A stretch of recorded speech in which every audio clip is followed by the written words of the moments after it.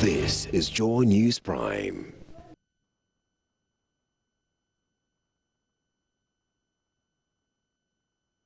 Bulletin, Ghana's most comprehensive 2 hours of television news is watched right around the world. Coming up, National Health Insurance Authority reviews its medicines list for 2016, adding amongst others 2 new medications it says should help the country's quest to make childbirth safer for pregnant women.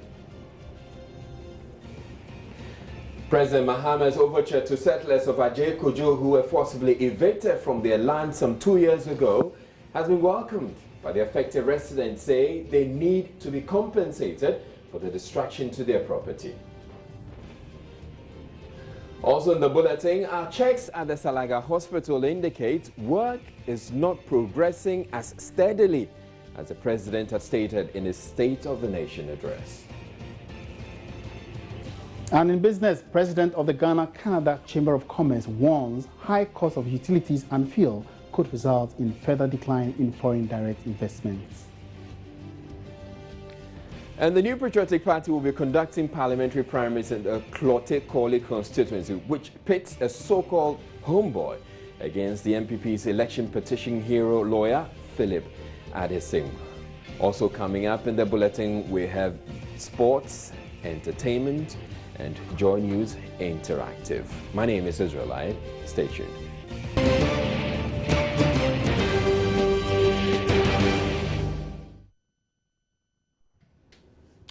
Now, very first story, President Mahama in his State of the Nation address on Thursday announced the decision by government to restore land forcibly taken away from some settlers at Ajay Kojo in Tema. Though this should make the affected settlers happy, some are already contemplating legal action to exact compensation for the loss of their homes and properties destroyed during their forceful eviction 2 years ago. Matilda Vomaga has more. Ajay Kojo in the Tema West constituency made headlines for months when an estimated 500 families were displaced in what was described as inhumane demolition exercise carried out by the Tema Development Corporation. The Tema Development Corporation said the people had legally settled on state-owned property which was meant to be used for another project. But the residents showed documents they said was proof that they had properly acquired the lands. 60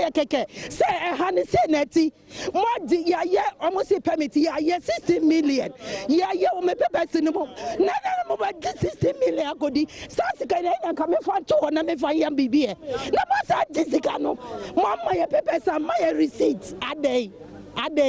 Yes, they give us approval. That's the document that I showed to you. Some of us, when we started the project, we have to inquire from TDC whether we can go on with the project. I, for instance, I went there, I met the task force leader, Anthony Kratus. So I asked him that I want to do some project over there. What should I do? He said there's no problem, I should go on and do the project. So, though many of the affected residents were compelled to leave the area, some stayed behind, preferring to live in the tents on the land. The decision to hand over the lands to the people followed a parliamentary inquiry. I have had cause to caution state institutions that look on while their land is being encroached on only to carry out painful demolitions. This is unacceptable.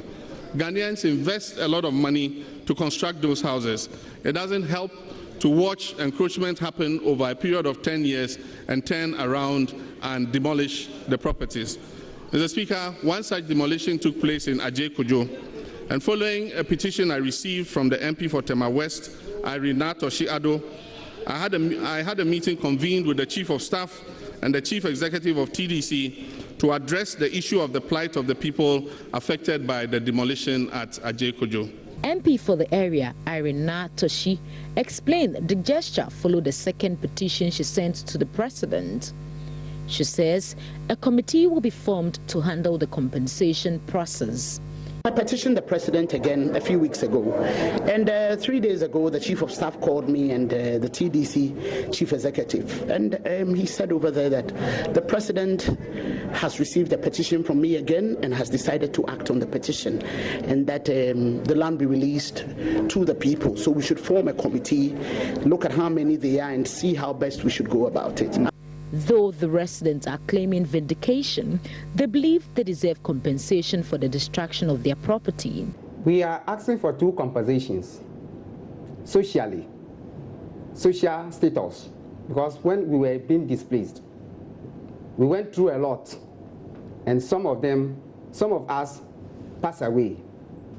We are being maltreated as foreigners in this country. You lost people. People died because of the demolition exercise? And people... Is there a certain number to the people? Yeah, there are five people. And 2 are now they are insane.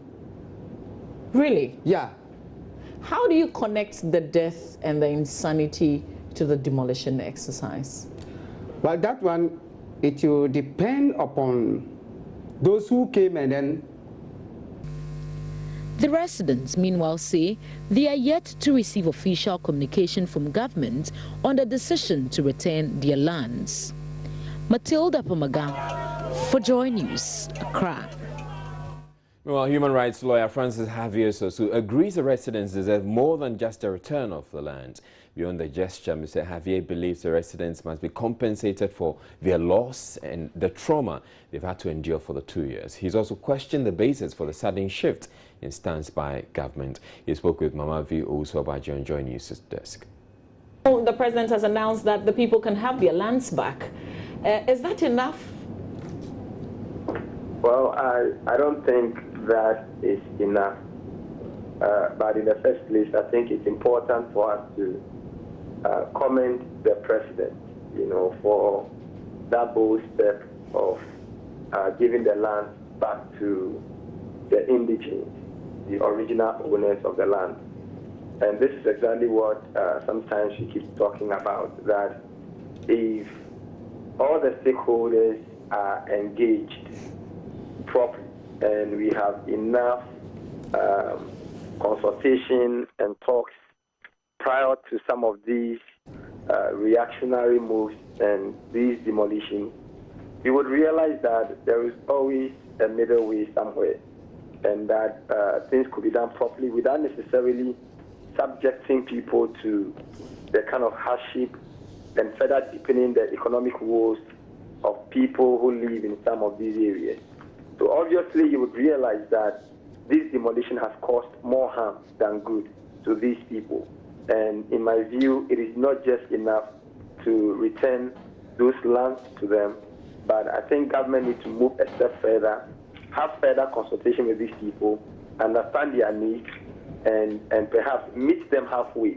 Like some of the suggestions are going, people lost their lives, others have suffered all kinds of levels of ailments and so on and so forth. I believe that government can engage further and see how they can arrange some minimal compensation for these people to properly resettle them.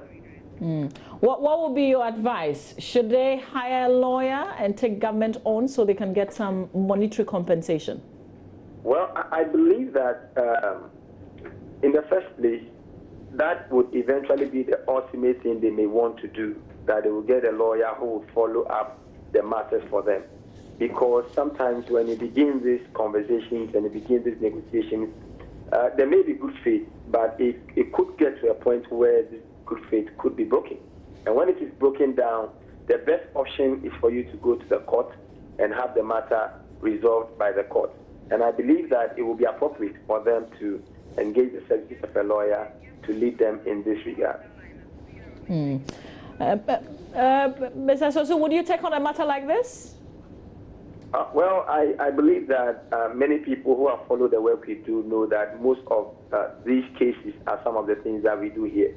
We would not mind if we have that instructions to represent them to do that. We will gladly do that because it is my firm belief that what happened was unacceptable, and it is good that steps have been taken to redress it. And I believe that that redress must be seen to its fullest end. It shouldn't just be a mere announcement, but we should see it really happen with the necessary compensation that will go with it. Now, Thursday, during the State of the Nation address, President John Mahama said the healthcare system in the country has improved tremendously. To this end, he listed many ongoing healthcare projects in all 10 regions of the country, as well as his social intervention programs, which he said are transforming the lives of many Ghanaians. Let's hear him. You're having your list. The 250-bed regional hospital in Kumau, the 60-bed district hospital in Salaga, the 60-bed district hospital in Tepa, the 60-bed district hospital in Soko, the 60-bed district hospital in Konongo, Dumase, and the 100-bed municipal hospital near Atomic in Accra. Mr. Speaker, rehabilitation of the 295-bed Bolgatanga Hospital is progressing satisfactorily. Checks, however, by Joy News at the construction site of the said 60-bed district hospital for Salaga contradicts the president's claim. Joy News' Hashmin Mohammed explains that the site, the football pitch, is bare. He said there are heaps of gravel on the field. There was no worker on site and no evidence that work was going on. Although the project has been raised to a certain level, works had been abandoned due to some litigation. Residents of Salaga who spoke to Joy News said the president was not supposed to have mentioned the 60-bed district hospital project. Generally, Salaga or East Gunja in general, we are facing a problem concerning to health issues. Because one, we don't have a medical doctor. The hospital itself has not gotten any better health facilities for working. So most at times, if a woman is brought to the health facility and she's in labor, because of lack of doctor, they have to carry the woman to Tamale. Imagine the distance from Salaga to Tamale, 75 kilometers, and the road is in bad shape. So the trauma in which the woman will go through, at times before they reach Tamale, the woman is likely to lose her. Issue of our new and the old hospital. Salaga people and its surrounding were happy to have gotten a new hospital, but unfortunately, there was that kind of a court injunction on it. But listening to the President's State of the Nation address, he said the work is ongoing. Meanwhile, there's a court injunction on it. So we want to find out who is fooling who, because Salaga people don't know. President has given money for the hospital to be constructed, and there's a court injunction. Considering the old hospital, it's more or less like a debt trap. People cannot even have access to a good health. So what are people of Salaga going to benefit from this current president? I think my take to that is that the government should just come clear. If you are getting the hospital by the close of this year, so be it. If you are not getting, they should just tell us what we are going to benefit from there.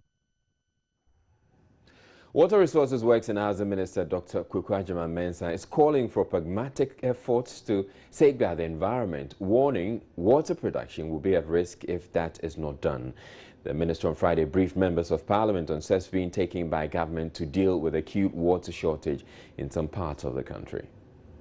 According to the minister, some of the factors responsible for the drying up of water bodies include climate change, increasing population growth and urbanization, as well as illegal mining activities.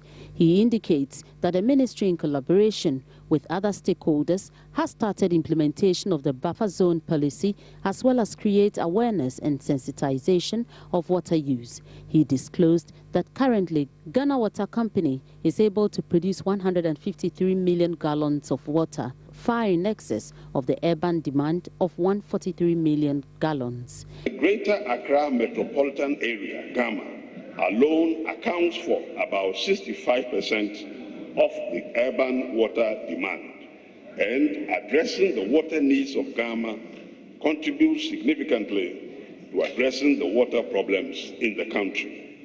The good news is that GAMA now produces more water than is required for now.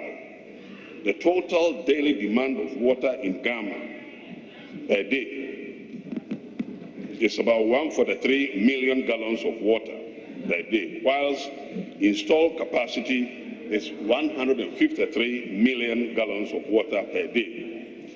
The water supply challenges we are facing in some parts of Ghana is as a result of distribution network challenges. And I'm happy to announce in this connection that government has secured a grant from the World Bank to address it comprehensively. He made specific reference to Winneba area badly hit by water crisis and said interim measures being taken include the use of water tankers to supply water to affected communities, whilst an excavator dredges the Ayensu River to increase intake. For a long-term solution, he says steps are underway to improve generation. As I speak, an excavator is on site, dredging the intake to increase the capacity. In addition, hydrogeological studies have started to explore groundwater sources for the drilling of boreholes to augment the current supply in Sawam Eastern region. Mr. Speaker, the River Densu, which is the raw water source for the Sawam system, has dried up. This has resulted in limited production, which has led to the rationing of water. Mr. Speaker, to address the situation, Ghana Water Company, in collaboration with the National Security, NADMO, and the Municipal Assembly, are providing water services delivery through 6 water tankers. The channel is also being dredged around the raw water intake to provide adequate inflow for limited production and distribution. Whilst commending the minister for the steps taken, some members of parliament whose areas are badly hit by the crisis want more to be done by the ministry to address the inadequate water supply to the affected communities. And I want to make an appeal that we see the ministry to make some conscious effort. And here I'm quick to admit that it has to be a combined effort, because clearly the EPA has a role to play. Clearly, the Water Resource Commission has a role to play. Meanwhile, the Speaker of Parliament, Right Honourable Edward Duajahu, has expressed reservations about the attitude of some members of Parliament during the presentation of the State of the Nation address. He wants MPs to show more decorum when dealing with national issues. When I got up, initially I couldn't make any decision because I don't know whether to call white handkerchief or the red card to order. So, honorable members, I will just plead with you that on ceremonial occasions, which is not a partisan platform, it's a state event where all the 3 arms, the 3 key arms of government are present with the diplomatic corps. We should devise a mechanism. We did it last year. We should devise a mechanism. And the 2 leaders, they swerved me yesterday because I spoke to them. I'm sorry to say this publicly. I spoke, they said no problem. They gave me all the assurance. They gave me all the assurance. And the placards did not, produce themselves. Somebody must thought of them and prepare those things. Nobody manufactures handkerchiefs in this chamber. Neither do people have red card, the red card produced in the house here. So people plan. But talk to your leaders, and they gave me assurance. That what we started last year should be precedent for the future, and to any future president will benefit from it. I was taken aback. I was completely taken aback that, given the assurance I received from the 2 leaders,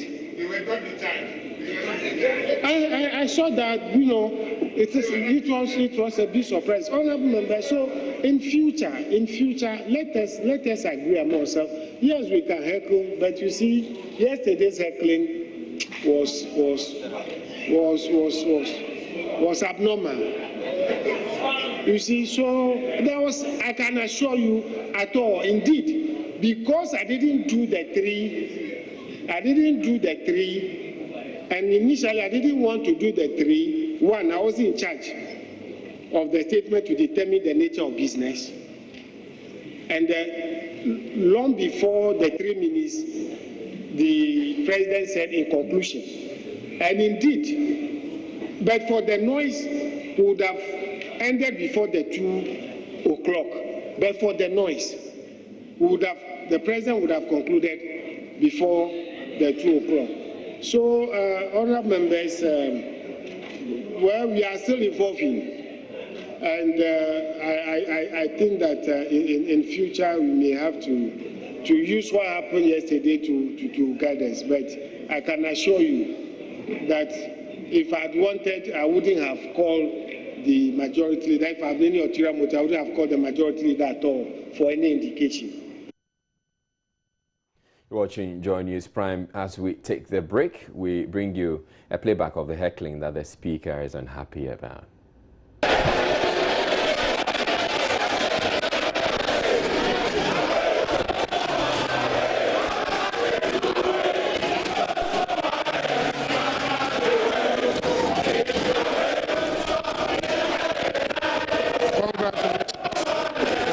Congratulations, President.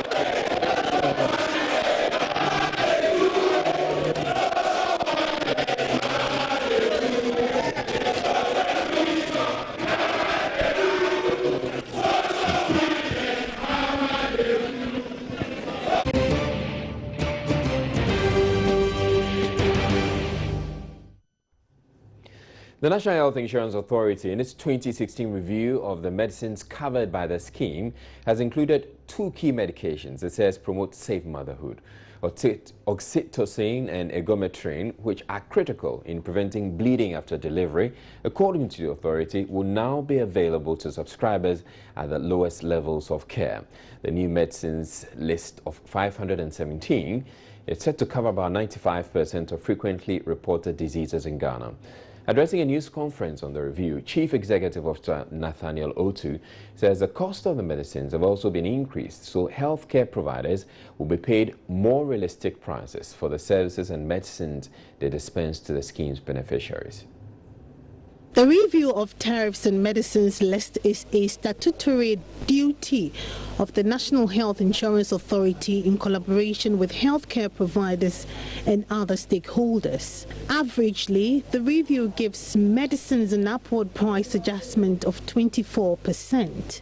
Service tariffs under the NHRA also have seen an average increase of 27.5% over the 2014 figures. The reviewed tariffs and medicines list that takes effect from the 1st of March 2016. The reviewed medicines list and the tariffs take effect from the 1st of March 2016. The following partners were involved in the process of reviewing the tariffs: the Food and Drugs Authority, Ghana Health Service, the Christian Health Association of Ghana, the Society of Private Medical and Dental Practitioners, the Pharmaceutical Society of Ghana, the Pharmaceutical Manufacturers Association of Ghana, Community Practice Pharmacists Association, Ghana National Drugs Program, Government and Hospital Pharmacists Association, Association of Ethical Pharmaceutical Representatives, Ghana Registered Midwives Association, Ghana Registered Nurses Association, Association of Quasi-Government Institutions, and other partners. The process takes place under the guidance of the Minister of Health. In 2016, the list that we are announcing to take effect from the 1st of March this year would have 517 different formulations and medicines which cover every single condition that is listed in the NHIS benefits package. The list of the reviewed medicines will be on the NHRA website on Tuesday, the 1st of March 2016. Mr. Otu says NHIS healthcare providers will be reimbursed at the right price. He warned service providers who would charge unauthorized fees in connivance with beneficiaries. In all, 88% of the medicines on the 2016 list to be implemented from the 1st of March saw their prices go up. The rest saw their prices either stay the same or reduced in line with market situations. The NHIS pays and negotiates for medicines and tariffs based on economies of scale. The NHIS has 11.2 million people as of 2015 December, and the number of healthcare attendances that took place under the NHIS were something close to 30 million in that year.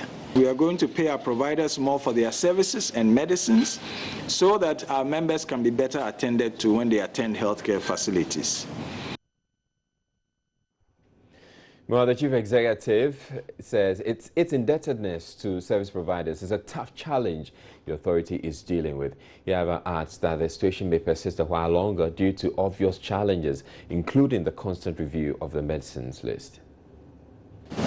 Every opportunity I get, I try to explain the issues. But over the past week, I've done something. I've gone back down memory lane, and I've read news reports right from 2006 to date. And in 2007, I read quite a number of media reports about delays in reimbursement of providers. In 2008, Dr. Selby, we had a delay of almost 8 to 9 months. This is a problem that confronts us, and the real issue is that we find a lasting solution to it. This year, we had quite a bit of delay early in the year.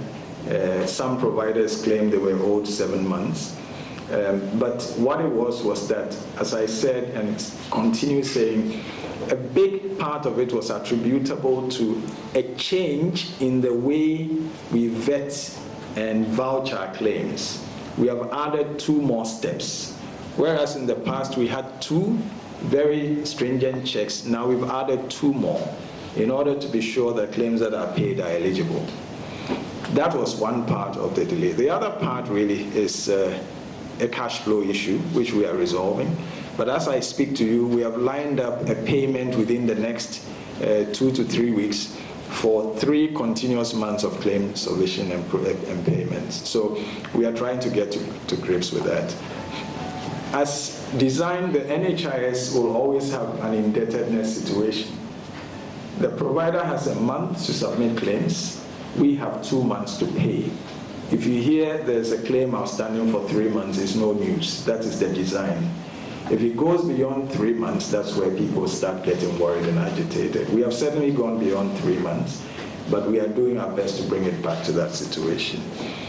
Local pharmaceutical companies. A lot of our local pharmaceutical companies produce under license.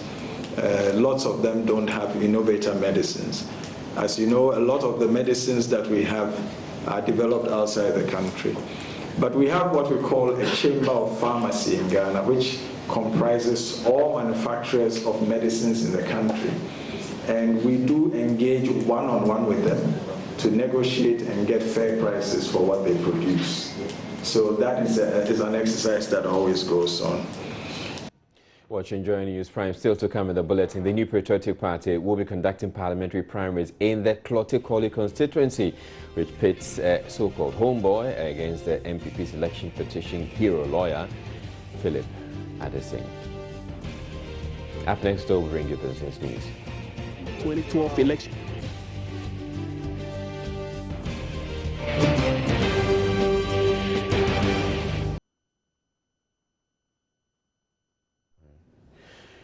You're also watching Joy News Prime. Time for business, and Emmanuel has joined me. Good evening, Emmanuel. Good evening. Now, there's this story that's been breaking out. I mean, that's been trending on social media for some time. It has to do with the bread and wine shop, shop in Osu, which says it wants to shut down because it can't afford the electricity bills. What's the very latest we have on that? Well, the latest is that this afternoon, the Deputy Minister of Power, visited the restaurant and actually called for an investigation into whatever their claims are. Overbilling by the ECG. That they should look at it. So they're going to be looking into it. It's given deadline of Wednesday to come out with the outcome of the and we have that in the story. Exactly. Okay, great. Time now for business. The high cost of utilities and fuel could result in a further decline in foreign direct investments, FDIs, into Ghana this year. That is the warning coming from the president of the Ghana-Canada Chamber of Commerce, Salah Kalmoni. Figures from the Ghana Investment Promotion Center indicates FDIs declined by 31% between 2014 and 2015. This is attributed to the high cost of doing business in the country and the power crisis witnessed during the period. Although the power situation has stabilized, Mr. Kalmoni tells Joy Business the high associated cost remains a disincentive. We have to be, as a country, be very efficient in our delivery of services. And I'm being here very specifically in terms of cost of electricity and reliability of electricity, which it used to be the lowest in Africa, now it's among the highest in Africa. And we have the cost of water and the cost of fuel. So all these things affecting the foreign direct investment. The good side is that we are building a lot more infrastructure. Our roads are actually among the best in Africa as well. So even though our cost is very high, we do have something the foreign direct investment can look at, but the government should make energy and other things good for foreign investors. And also we here Ghanaians in Ghana, we also appreciate efficient electricity charges. Now, Deputy Power Minister John Jinapor is ordering investigations into the electricity overbilling complaints by Bread and Wine Restaurant by next Wednesday. Deputy Minister has directed the ECG and Energy Commission to conduct a technical audit into the concerns expressed by the company located at Osu. Bread and Wine, located at Osun, announced plans to close down next month after receiving a monthly electricity bill in excess of 30,000 cedis. This went viral after the company lamented on social media the effects of the rather unusual high bills on its operations. Deputy Power Minister John Jinapor today visited the company to acquire first-hand information on the issue. He told Joy Business he has instructed investigations into the issue and is expecting the outcome by next Wednesday. The concern is how it moves from 8,000 to about 19,000 or so. That is what we will do. And we're talking about this. I'm sure that by Wednesday we should get the results when they do the parallel running of the meters. And I decided that it shouldn't be left with only ECG. The Energy Commission is the technical regulator, and so they would lead this process with ECG support, and then we would establish that. This might be one case, but we intend rolling it out. All districts should carry out an audit of the metering system. According to Bread and Wine, it started recording the higher-than-usual bills after ECG changed their electricity meter to the new kind. It explained that all attempts to resolve the issue with ECG proved futile, hence its decision to close down next month. The chief executive, Nicholas Delsuk, says the outcome of the investigations will determine whether they would rescind their decision to close down. I'm happy about him coming. I'm very grateful because it means that they care about business and investors in the country. And as per closing or not, it will depend on the outcome. Because if the bill remains the same, you have to understand that this place cannot operate because a restaurant doesn't generate enough money to pay a bill of 33,000 Ghana cedis. Some business owners and individuals have in recent times expressed worry about the huge electricity bills, especially after the installation of new prepaid meters. Away from that, some technology companies harnessing business opportunities offered by the digital migration are advancing steps to consciously create more jobs along the value chain. The biggest company by far assembling and distribution set-top or digiboxes, Syndicated Capital, has so far created over 7,000 jobs and still counting across the country. The wholly owned Ghanaian company has distributed over 2 million multi-TV digiboxes after 5 years of operations and expanded into Liberia since 2013. Sheila Tamaklo took a trip to the company's workshop to learn more about digiboxes and our reports. Today I have with me here Chief Brown, the Executive Director of Syndicated Capital, to take us through the process of, assembling the parts for these boxes. Now, Syndicated Capital has registered 3 different boxes with the NCA. As you can see, this is quality T2 decoder, which is the most basic box. This is for everyday consumer. This costs about just 130 Ghana cedis. This is a combo S2 T2 box, which combines both satellite with terrestrial, which is the digital decoder. So you get more in terms of features and functions. Then we have the combo VI, which is the third box. This is for upscale consumer, like you can see, combines both satellite, digital, and the internet at the same time, as well as other features like the Quran, Bible, and a whole lot more. The price for this one is about 310 Ghana cedis to the end user. And this was about 285 to the end user. Can you kindly explain a little bit of what you're doing right now? Well, I'm upgrading the software on it to get more channels on the box. Above 70 channels. Al Jazeera and ECN are foreign channel that you can able to get foreign news to watch. So the assembly point in Accra produces 250 boxes a day, just like in Kumasi and Takoradi. So altogether we can have a capacity that can produce 150 boxes in a day. Now we are here at the sales point of Syndicated Capital. Well, Syndicated Capital, like I said, we are the distributors and we assemble the boxes, but we don't actually do direct sales to the end user. We provide our opportunity to the youth of Ghana. We train them, tool them, and help them set up small businesses around the country to provide sales to the consumers. However, in our offices, there's a sales point. Now, this same setup is available in all our depots throughout the country, as well as in all our customer service offices throughout the country. Now, each individual who purchases the boxes I showed you, whether it's the lower end, the mid-range, or the top-end box, has a card. I'll show it to you. That's the form in there, which essentially helps you to come back in case you have a problem. I mean, the warranty form in there. So if you have a problem or anything, you can come back and get your Digibox fixed for free, I bet. From the month of March, if you're in Accra, Takoradi, Kumasi, any part of this nation, you might need a Digibox to be able to watch your television channels, your favorite station. For Joy Business, Sheila Tamaklo reporting. Now, the Ghana Employers Association, GEA, is worried Ghana may be losing $500 million annually due to counterfeiting and illicit trade. According to the association, the phenomena are adversely affecting legitimate businesses by way of unfair competition.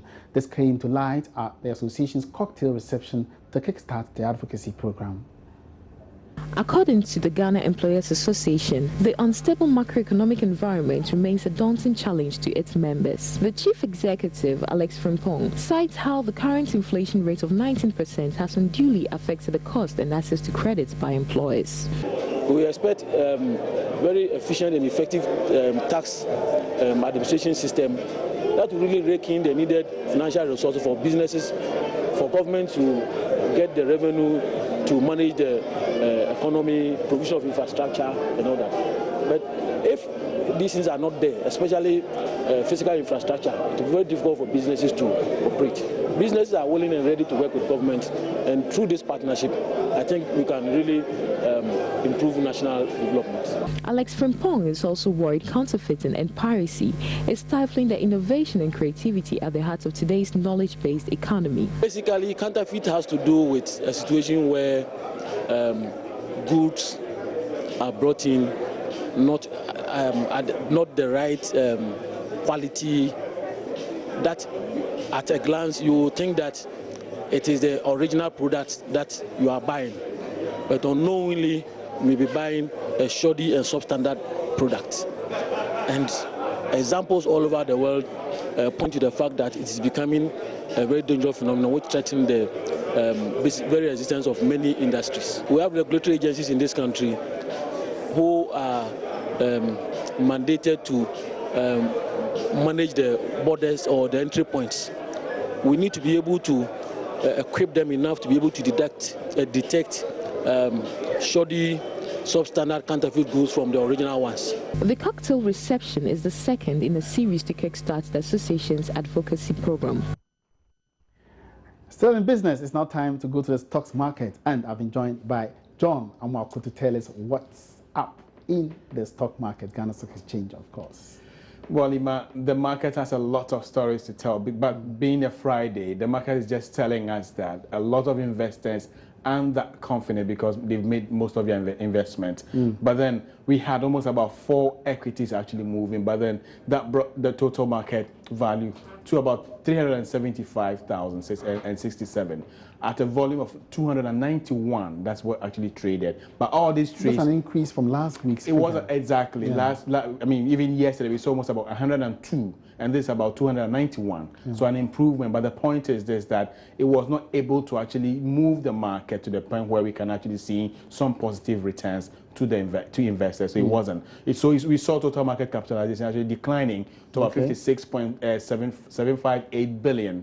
That's basically what it means, and also bringing the composite index to almost about 0.74 or 74 basis point. Okay, so we are seeing the deficit widening, that particular margin widening. That is not good. It means that whatever investment that you have on the exchange is actually declining by the day. That's not good. So these were the various equities that really contributed to that particular indices on the market. We saw Aluex at the only trading equity which actually returned positive results to their investors. HFC, PBC, Total all lost. I mean, HFC lost 2 pesos to the investors' capital. PBC lost 1, Total lost 1. That's not good news to actually end the market with basically. So that's basically what it is. But at the international level, some good news for crude. Okay, that's for those who are net exporters. I'm not talking those who are net importers. Okay, like if you're a net importer, you are not part of the news I'm actually dropping. Okay. If you're a net exporter, that's what it is.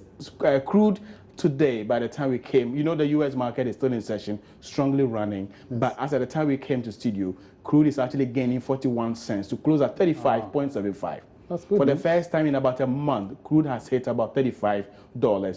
Closing up on the $40 mark. Exactly, you get it. So this actually, you can actually sort of like situate this now from the point where you say, okay, fine. Now the meeting of OPEC and the non-OPEC members start beginning to yield some results. Okay. Investors are now really understanding and reflecting that particular dynamic. Because that's what exactly it is. Gold lost $16 to close at 1,221, and cocoa $67. So still, cocoa is not actually recovering the way it is, okay? And already we are losing the volumes. I mean, I'm talking Ghana. So I think cocoa we cannot depend on. With the crude oil figure, should it excite us in any way as a developing country? I mean, importer. Like it shouldn't excite us, like I said, because we are net importer. It should not, because you and I, the petrol that we buy, the diesels and stuff, will start also increasing because it is a major determinant of the price build-up. That's basically it. And on the currency market today, the US dollar, I'm sorry, the Ghana cedi lost to almost all trading currencies here. It lost to the US dollar, it lost to the British pound, the euro, and then the Chinese one, basically. So today, $1, you need about 3 Ghana cedis and 90 pesos to get 1. And of course, you need 59 pesos to get 1 Chinese one. So that's the market. Thank you very much, John Marco. That wraps up the business segment for tonight. Have a great weekend and keep watching. My name is Emmanuel Abuachi-Riafe.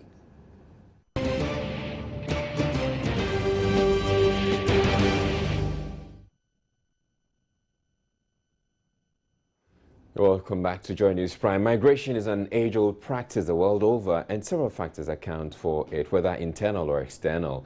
In Ghana, the Brahafo region is believed to be a major contributor of irregular or illegal migrants, even though the Ghana Immigration Service does not have accurate statistics to back this. Brahafo regional correspondent Nestor Kafuyajama has been exploring the push and pull factors of irregular migration among the youth in the region. Combination of factors continue to fuel the rate of irregular migration from Ghana.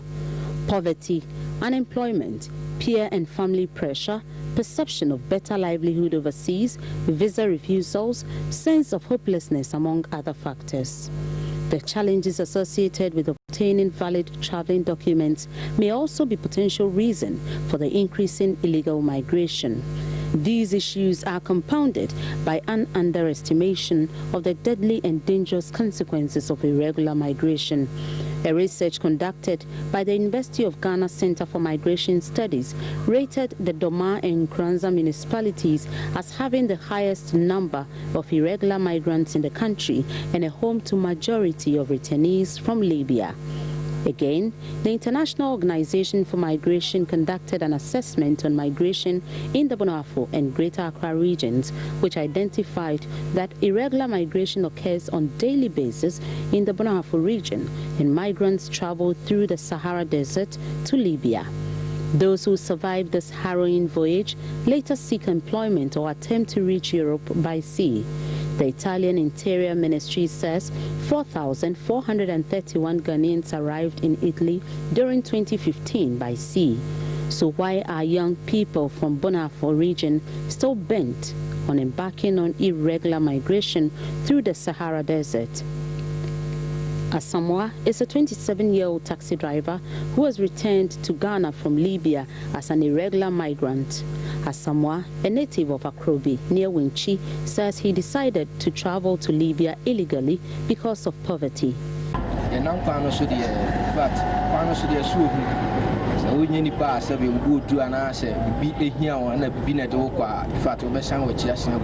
The journey is very dangerous.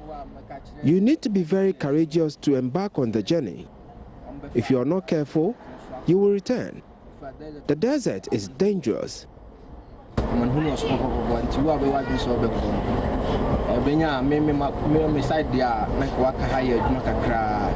I will advise that no one takes that route, but sometimes people don't understand why we talk them out of it.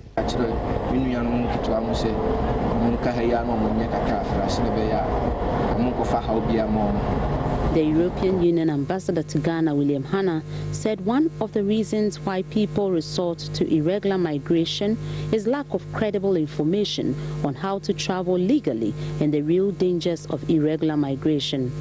He emphasizes empowering potential migrants with the accurate knowledge as the most effective way to protect them from unnecessary harm.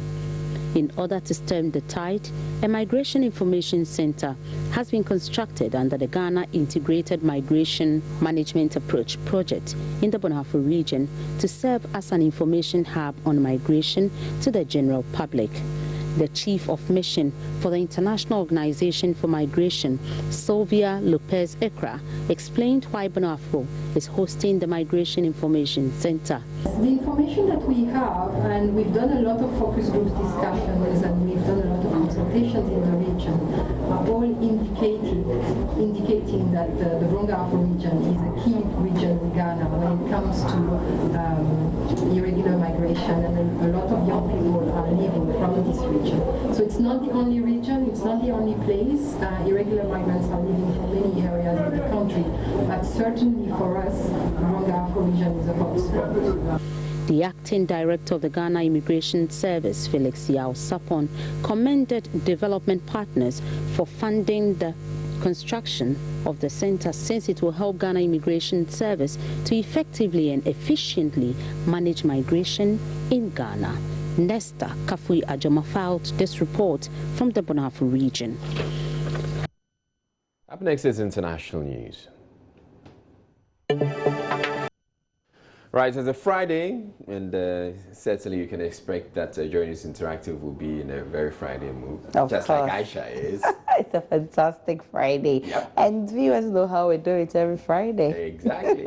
So, sure, coming up tonight on the evening edition of Journeys Interactive, contrary to President Mahama's assertions of ongoing construction of 60-bed district hospital for Salaga, our checks have revealed that the improvement is not as tremendous as the president stated.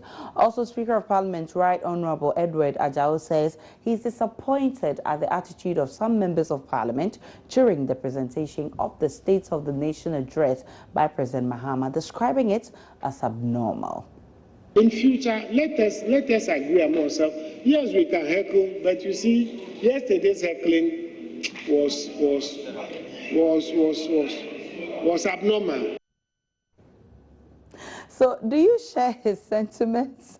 Well, I'll be back in a little over 30 minutes with your comments on the most talked about issues today on our social media platforms, including that of several pupils of Berisi MA Primary School in the one municipality of the Upper West region who lie on the bare floor to study due to lack of furniture. Remember, the interactive segment is brought to you by Airtel. All right, and indeed on that story about from Perisi, we have an update for you, so you have to stay tuned to Joy News Interactive. We'll be bringing you that, but also coming up in the bulletin in the second hour, we have sports, and then we also have entertainment. Miss G will be here. No, I mean, I'm sure you'd want to stay to see Miss G. We'll be back in a bit.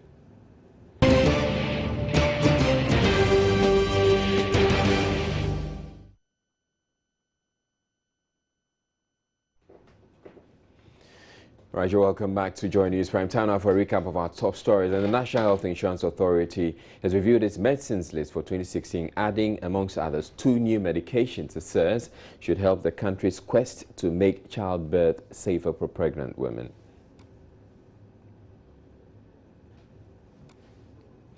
President Mahama's overture to settlers of Ajay Kojo who were forcibly evicted from their land some 2 years ago has been welcomed, but the affected residents say they need to be compensated for the destruction to their property.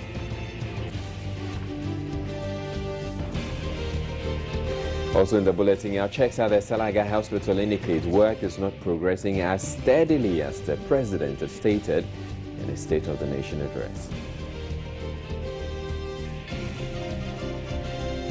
And in business, President of the Ghana-Canada Chamber of Commerce warns high cost of utilities and fuel could result in a further decline in foreign direct investments into Ghana this year.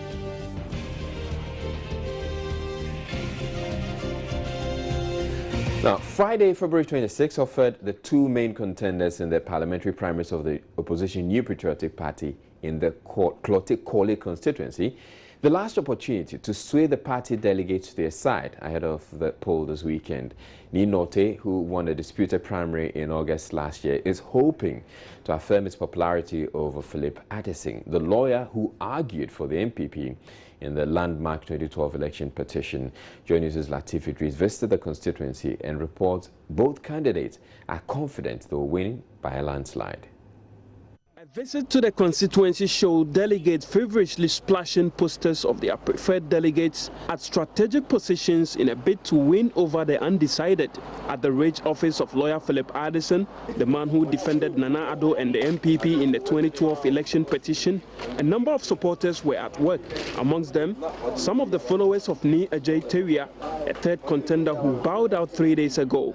Mr. Addison had also won over some delegates who said they had defected from Ni Norte's camp, accusing him of being dishonest. I was the operations officer of Ni Norte. I have defected from Ni Norte's camp. Why is that? Yeah. You know, I've gone around this constituency. I'm someone who do a lot of research. And I've realized that floating voters in this constituency are looking for Lawyer Philip Addison. Everywhere you go, people are claiming, people are shouting, bring Lawyer Philip Addison. He's the one we are looking for. And when we are voting for primaries, we are not only voting for internal elections. We also have to look at outside the internal elections because it is the floating voters that decides. Why are you rooting for Lawyer Addison? When we talk about competence, you and I can vouch for that. Korle Klote constituency is an elite community, and we need somebody who is an elite person who can stand for Korle Klote, who can vouch for Korle Klote, who can work for Korle Klote.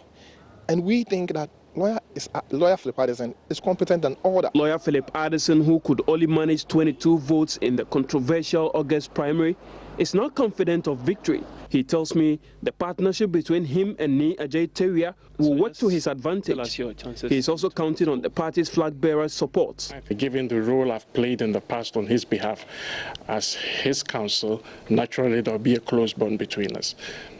That is as far as I can say. Is he supporting you in this context? Well, first of all, I never discussed it with him before I embarked on this project. So it is not a matter that I discussed with him. It is a decision that I took myself. But he knows that you are in the race? Very much so. And I expect that he will support me. But you don't know that he supports you? I will expect that he will support me. Do you know the role that I have played in his political life? I expect that on mine, he will support me. Do you know that for a fact? Yes. My tour in the constituency took me to the camp of Ni Norte, who won the controversial August 2 poll with 393 votes. His delegates are still beaming with confidence. Politics now is our relationship. And if you don't have a relationship with the constituents, you can't win an election. That is one. Two, MPP has been winning. We have 9 electoral areas, and MPP has been winning in 7 electoral areas. The 2 being Alata and Kinkanwe. It's a problem for MPP. Now, it happens to come from one of the 2. That is difficult for us. So if we're able to get that one attached to our 7, probably we may win the national election. What I'll say about Nwenwe Norte, that guy has really done a lot for Osu-Klote. Even the few years, let me say from 2012, 2013, since I know him in this constituency, this guy has done a lot for Osu-Klote. And if you see the kind of things he has done in Osu-Klote, in MPP, that is why I know this guy can do a lot if we send him to the parliament. Okay. Ninoy's aide Richard Kisi also claims about 60% of Ni Ajay supporters are in their camp. Ninoy Norte never ever promised brown envelope in the previous election.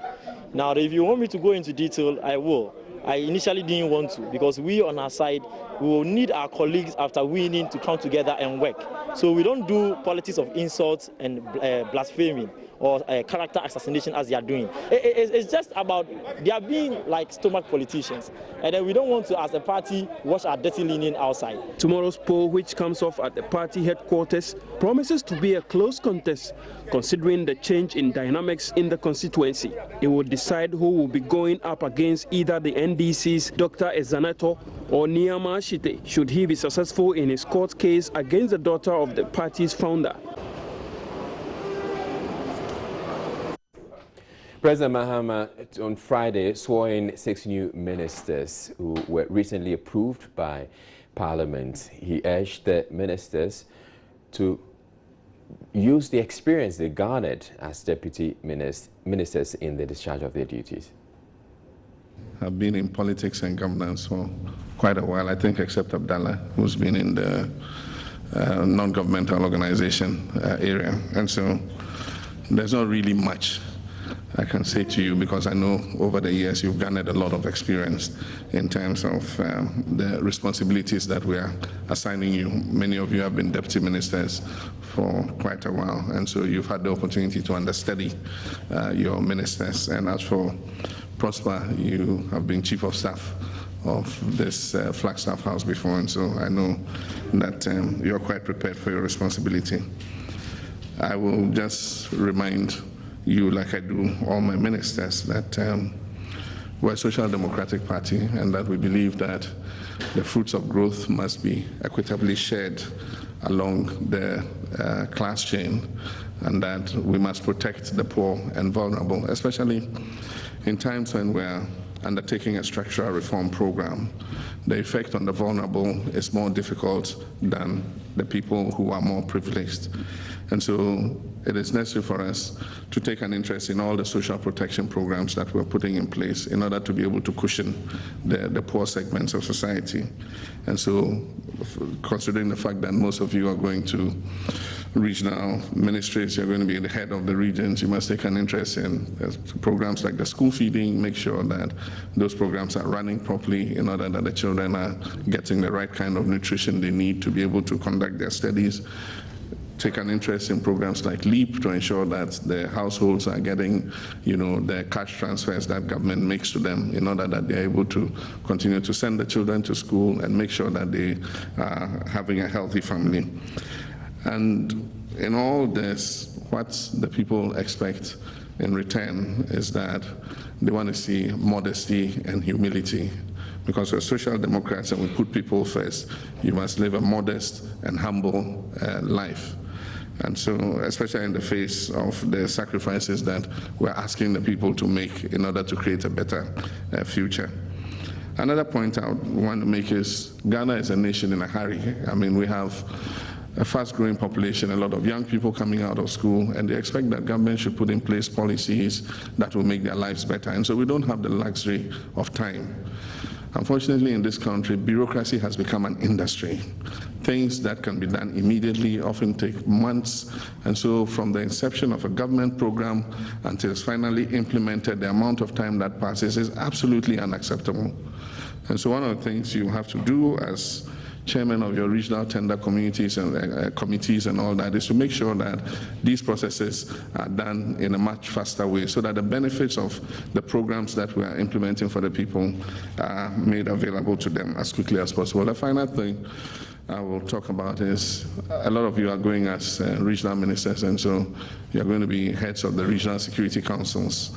And this is especially in a sensitive year in which we have an election. In election years, we have to heighten security and make sure that our people are able to express their will in a peaceful and safe manner.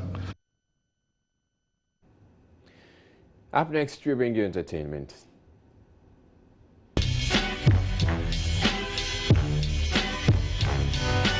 Entertainment news is... Well, Miss G is here, and you know what time it is. Good evening to you, Miss G. Good evening, the swaggish-looking Israelite. Oh, yeah? Charlie, I'm feeling you. What's swaggy about this? See, I wish they could take your shoelace. It's like you've combined, you know, your top and your trousers just match with your shoelace. Hey. Okay, what's very different about me, I guess, is it's just a sneakers. And the sneakers, the lace of the sneakers matches with your top and your pants. So it's like, hey, combination on joineys. I didn't set out to do that.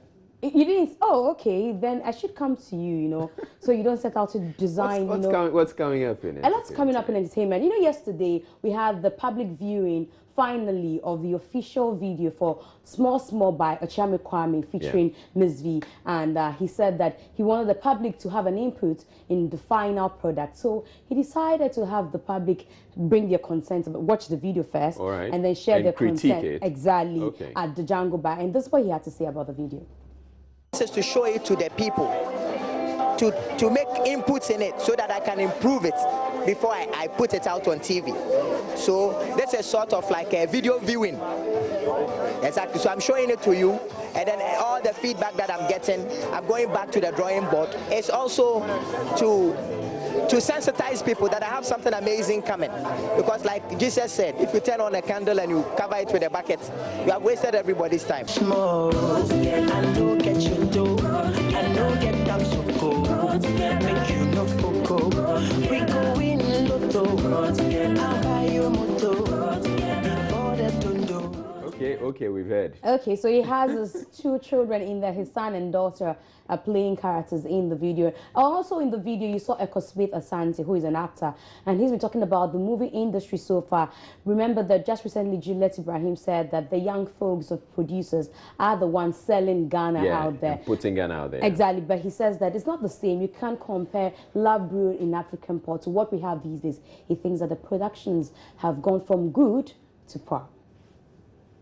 We started warming up when we started the library in African Pause and that's we were jogging, we were about to run, and all of a sudden we got tired and we stopped and we slept and we went to coma. Now we are awake, but we are lying down. What happened? I don't know what caused it. I don't know what happened. I think when we ceased to have venues for film showings, that was one key factor. And then when we realized that everybody realized that okay, I can get up and do a movie on my own, tell my own story. The people like it, I get my money, I pocket it, I'm rich. So they don't mind. They don't mind about creativity, they mind about cash. Small, I don't get you do, I don't get them so cold, make you no foco. We go in lotto.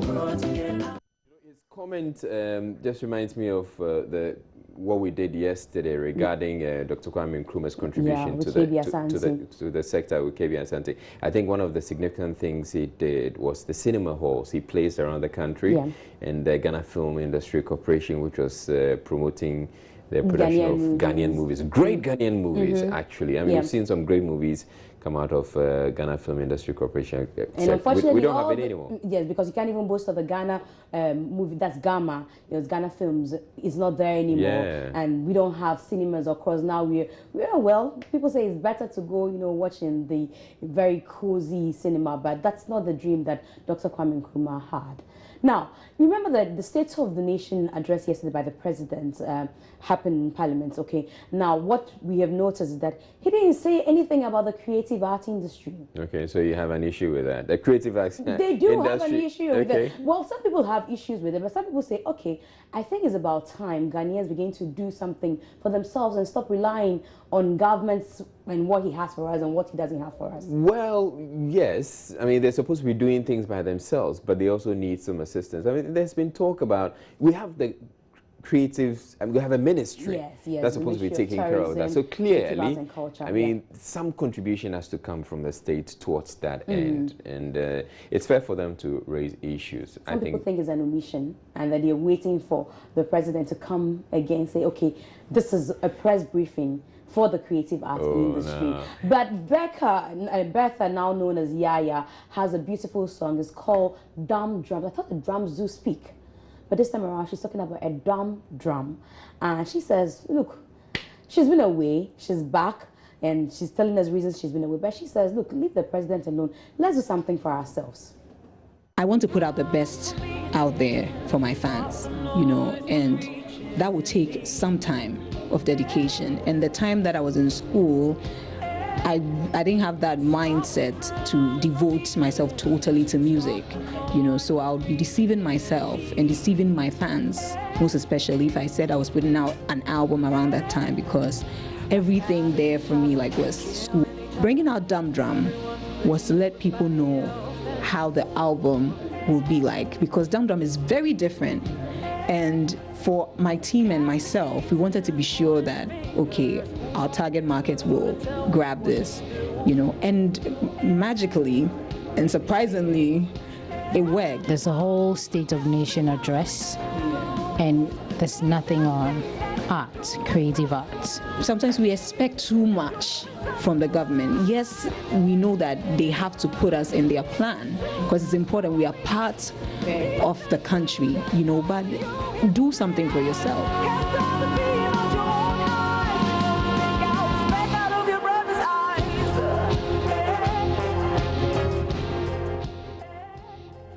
Okay, so as I was saying, people in the creative arts are doing something for themselves. I mean, they're largely supporting themselves, but there's some intervention that government can bring to help.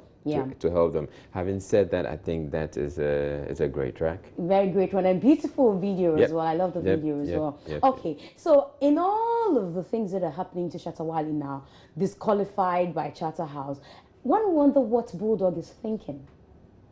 Being his ex-manager, Bulldog said to us that he actually created Shatta Wale, the brand we see now. It was his artwork, because he says he's an artist, and so he drew what we see now to be Shatta Wale.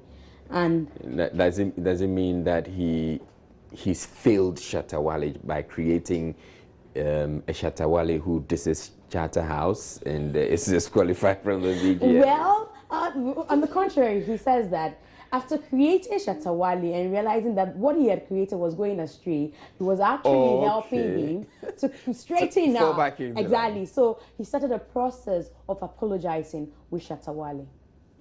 For me, I don't have a problem with this brand. It's a brand that we need in this industry. A brand that is vibrant. So whether I created that brand or didn't create that brand is neither here or there. If you go back into history, you realize that we had started a process before the new management took over. A process of making amends, making sure we build bridges that maybe by design or by default we might have burnt, and that's why when you go back into 2013 on the Ghana Rocks stage, he apologized publicly to Charterhouse when his son was born. we put out another letter saying that, yo, we still want peace and quiet and calm. We feel that we should move on together. And also they're on the right track. I'm like, hi, Shatawale, I come like a kite. Hi, Shatawale, come like a kite. You're at it again. This time around, what do you call this one? The other time was a kung fu dance. This one is like, okay, hold on. I'm just moving to the rhythm. It's fine. The rhythm is a kai kai. Not this one is too gentle. No, kai. Nah. Even the one who sang the song, kai kai. Well, he can dance that way to the song, but it doesn't mean I should dance that way to it. Too much of a gentleman. Kai. What's next? What's next? And even an aunt won't be afraid. Kai. They have to be like, oh, this man, bah. Anyway, so, we haven't seen Amachi Dede perform in a long while after the death of his manager, Isaac Yeboah. Now, Amachi Dede joined the policemen to celebrate, they call it Wasa, at the police headquarters today. And guess who was at the president? Okay. And the president, after a hectic State of the Nation address, decided to suit himself to some Amachi Dede tunes. Tracks. He danced, with Roseview Athinga.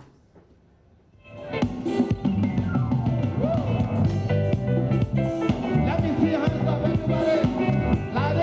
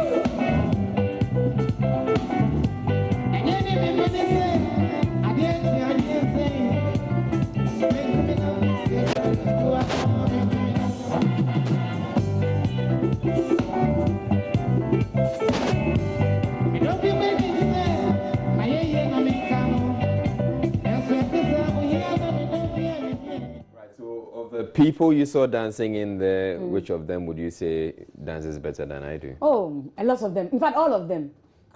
You're not being fair. I'm being very fair. Did you see anybody do a kung fu dance there? Well, because the songs they were playing didn't have anything that Okay, so can we play this one for you to show your skills? Then I can actually judge well. Your time is up. Anyway, but before I go, Sarkodie is giving a lecture at the Harvard University College, and yes. That's the biggest for him now. He's already out there, and he has taking it to new heights. I tell you, he had a big show at the O2 Arena as well. So his brother-in-law, the lawyer Moses Foreman, he made this known to us on Good Evening Ghana. So we're hoping to see pictures and hear from Sarkodie while he goes there. So that's it for entertainment, and it was brought to you by Airtel, the smartphone network. Mr. Kung Fu, I leave you. Whatever. Much respect to you, Sak. All right, that's it for entertainment. Up next, we'll bring you sports.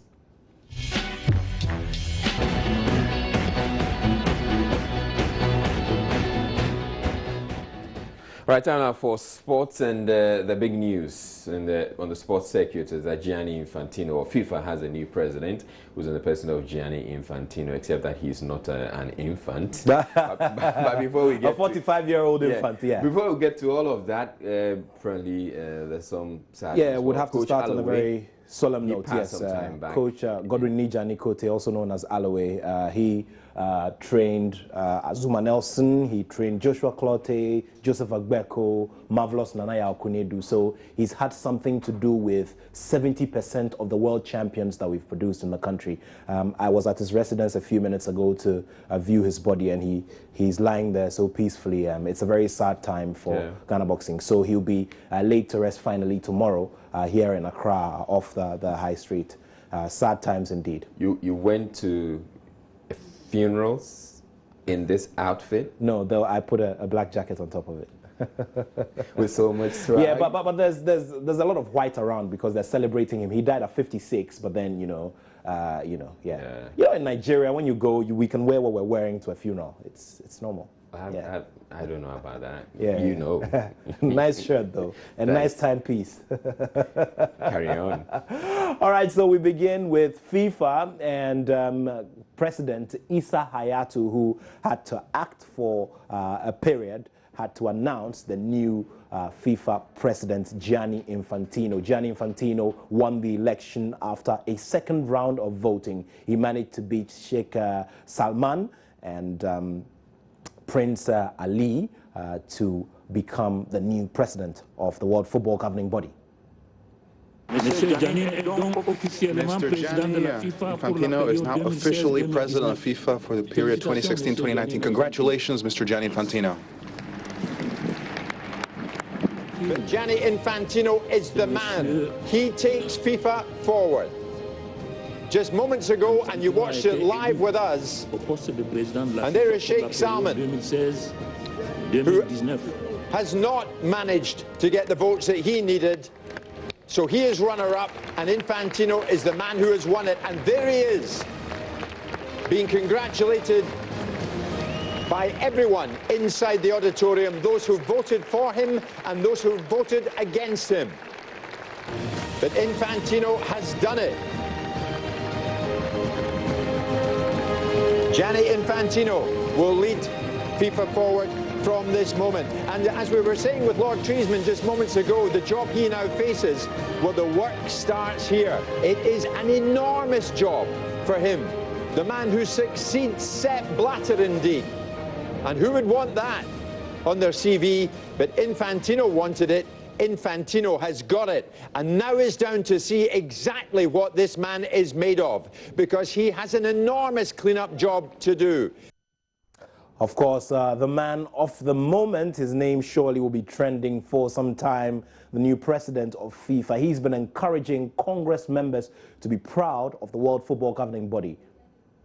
That FIFA is highly respected, and we will restore the image of FIFA and the respect of FIFA. And everyone in the world will applaud us, and will applaud all of you for what we'll do in FIFA in the future.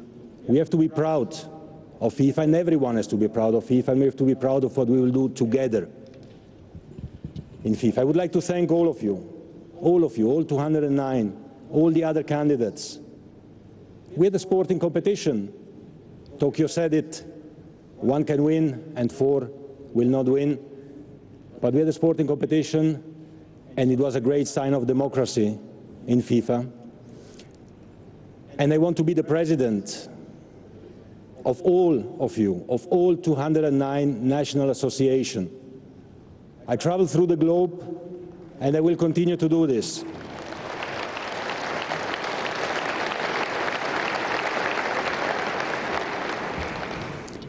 I want to work with all of you together, with all of you, in order to restore and rebuild a new era in FIFA, a new era in FIFA where we can put again football in the center of the stage. All right, so that's the new president of FIFA. There is a lot in terms of the reactions that will be coming in due course. We'll be bringing all of them to you. Let's switch the attention to the Ghana Premier League, where clubs are being encouraged to use the media to promote their respective league games. This is according to the spokesperson of the Ghana FA. We are able to sustain this by keeping up what we started at first, continue to engage the fans, like we said, from day one. It's not the duty of the Ghana Football Association to sell the matches. It's the clubs and the players. That is how you sell a football match. Because if somebody like the FA president comes and say, oh, go and watch House and Kotoko, what would you take from it? But if you say in the House and Kotoko match, let's say for Kotoko there's Jackson Owusu, and for us there's Samuddin Ibrahim, come and meet us play, you know, stuff like that. That would be a better sell than officials selling it. So they should continue with the way they started. They should continue to engage the media and promote. Let's remain with the Ghana FA, because the nation's football governing body has asked the coach of the Black Stars, Avram Grant, to return home and observe happenings in the local Premier League. Now, Avram Grant in the past few weeks has been seen on international football networks granting punditry interviews, and this is something that's being addressed by the Ghana Football Association, as it has been raised as a problem in many quarters of Ghana football. Avram Grant, at the moment, is in Europe monitoring Ghanaian players. We are very much in touch with him. We control what he does, and you know, would want to state that if he does anything that is untoward, we'll call him to book. Let me state, as a matter of fact, that the Football Association has asked him to come down because the league is underway. We are also getting close to our match against Mozambique, and therefore we need him here. So in a very, very due course, he'll be here. All right, so let's focus on games to expect for this weekend. Liberty Professionals will host Inter-Allies. That game will have live commentary on Joy 99.7 FM with live tweeting on our official Twitter handle. It's Joy Sports GH, at Joy Sports GH. Would look ahead to that game between Liberty Professionals and Inter-Allies with Liberty coach George Lamte looking ahead to this game. Inter-Allies won against Aduana, so they are coming with full view. Then we are here, we are in a relaxed form, we're correcting our mistakes, and we're making sure when they come here, we discipline them and take our 3 points. I think we didn't have a good scoreline last weekend as we commenced the league. You know, we lost to Bichem United 2-0 away. We're looking forward to meet a better side, you know, a side that won his first game at home, Inter-Allies. We're putting things together, you know, we lost, and the coaches, you know, they are those leading us, you understand, and they've come up with strategies that we're going to map against them on Sunday. Most of my key players are gone, and then the competition play is trying to be a little bit difficult, but it won't take long. I'm expecting my boys by the third, fourth match, we are up. But we're going to take this match on, take it serious, and we'll win. So expect us. All right, so let's look ahead to the games to expect this weekend for the Ghana Premier League. New Edubiasi play Ebusuan Dwarfs. Techiman City are away to Hazakers. Midiama SE play Accra Hearts of Oak, a game which many will be looking ahead to. Wafa go away to Brekum Chelsea. Adriana Stars play Wa All Stars. Bichem United play Dreams FC. Liberty Professionals host Inter-Allies. And Ashanti Gold go up against Asante Kotoko, their sworn regional rivals in that game at the Babayara Stadium. And so would look ahead to games as well to expect this weekend in Europe. But before that, Sunday Olise, ex-Nigeria international, who was coach of the Super Eagles, has resigned his position as head coach of the senior national football team of Nigeria. Now, he stated contract violations and lack of support technically as some of the reasons for his move on his Twitter handle. Sunday Olise has resigned as Nigeria's national coach with immediate effect. In the early hours of Friday morning, the 41-year-old Nigerian playing legend announced on his Twitter page that he was walking away from the Super Eagles, citing contractual violations, unpaid wages, and a lack of technical support as the reasoning behind his decision. Olise had overseen 11 games in charge of Nigeria since his appointment in July last year. The former midfielder won 5, drew 4 and lost just 2 of those matches, controlling things from the sidelines, but Nigeria failed to make it to the quarterfinals of CHAN 2016 in Rwanda, while they sit second in Group G of their AFCON 2017 qualifying group, with just 4 points, 2 behind table leaders Egypt, whom the 3-time African champions face in their next 2 AFCON qualifiers next month. Well, to wrap it up, we'd look at the fixtures to expect in the English Premier League, and there we go. Tomorrow, Sunderland are playing West Ham, Leicester City play Norwich, and of course, Stoke play Aston Villa. Chelsea are away to Southampton, and Watford play Bournemouth. Crystal Palace play West Bromwich Albion. On Sunday, it's that big game, Manchester United playing Arsenal, and of course, Swansea are away to Tottenham Hotspurs. We take a look at what's happening in the La Liga as well. And quickly, later today, there's Eibar versus Las Palmas. Tomorrow, Atletico Madrid versus Real Madrid is the Madrid derby. Celta Vigo play Getafe. Sporting Gijón play Espanyol. Vallecano are away to Real Betis. Real Sociedad host Malaga. And of course, on Sunday, Villarreal play Levante. Athletic Bilbao play Valencia, who are now on fire.